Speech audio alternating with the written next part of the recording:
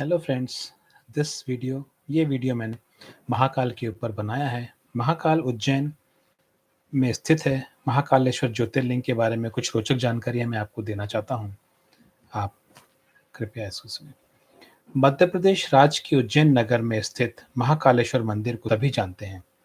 यह मंदिर भारत के 12 ज्योतिर्लिंगों में से एक है।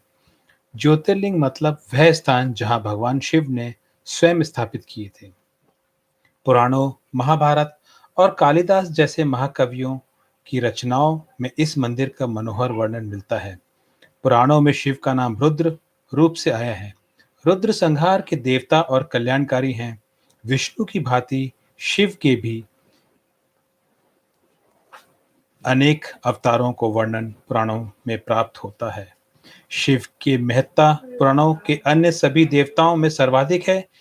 जटा जुटाधारी भस्म भभूत शरीर पर लगाए, गले में नाग रुद्राक्ष की मालाएं, जटाओं में चंद्र गंगा की धारा, हाथ में त्रिशूल एवं कटी के बंध भार और नंगे पांव रहने वाले कैलाश धाम के निवास करते हैं।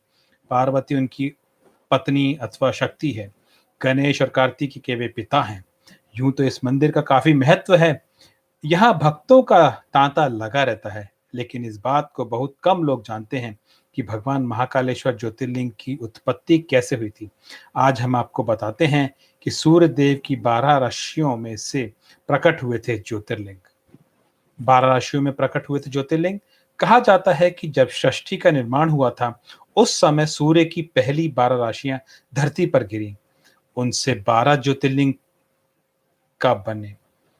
उज्जैन महाकालेश्वर ज्योतिर्लिंग भी सूर्य की पहली 12 राशियों से ही निर्मित हुआ।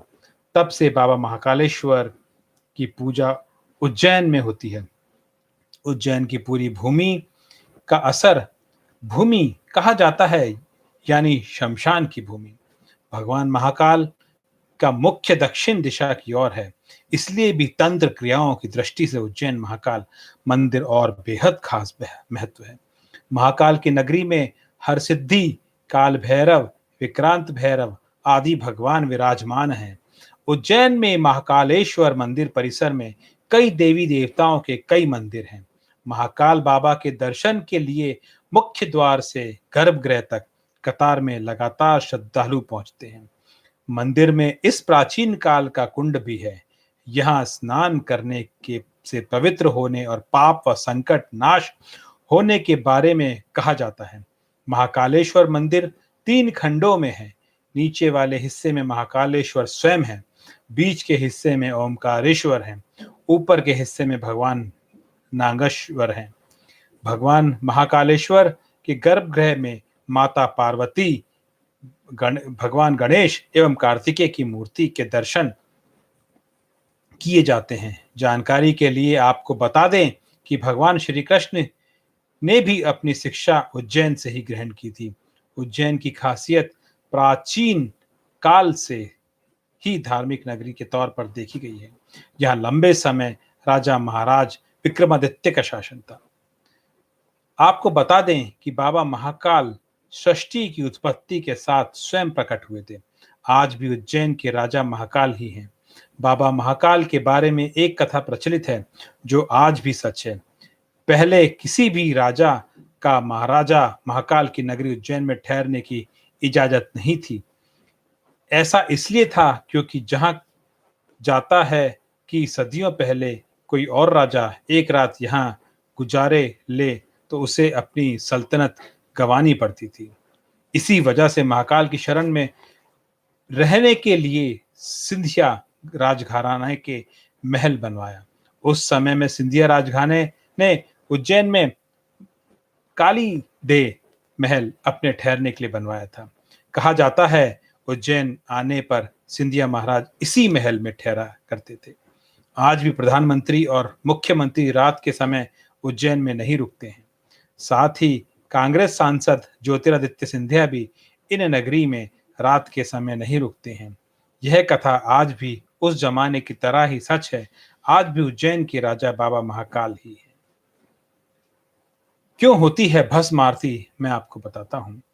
शिव पुराण के अनुसार भस्म सृष्टि का सार है। एक दिन पूरी सृष्टि इसी राख के रूप में परिवर्तित होनी है।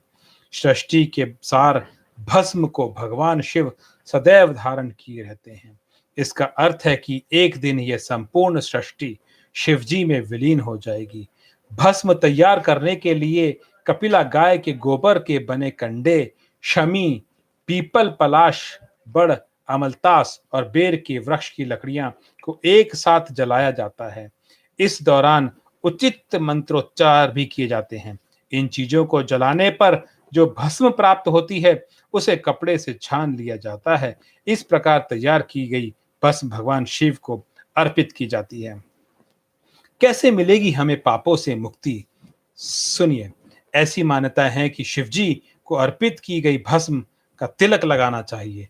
जिस प्रकार भस्म से कई प्रकार की वस्तुएं शुद्ध व साफ हो जाती हैं, उसी प्रकार भगवान शिव को अर्पित की गई भस्म का तिलक लगाने से अक्षय पूर्ण की प्राप्ति होगी।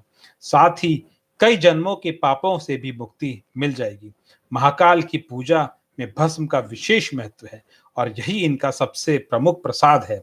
ऐसी धारणा है कि शिव के ऊपर चढ़ाए गए भस्म का प्रसाद ग्रहण करने मात्र से रोग दोषी से मुक्त हो जाता है।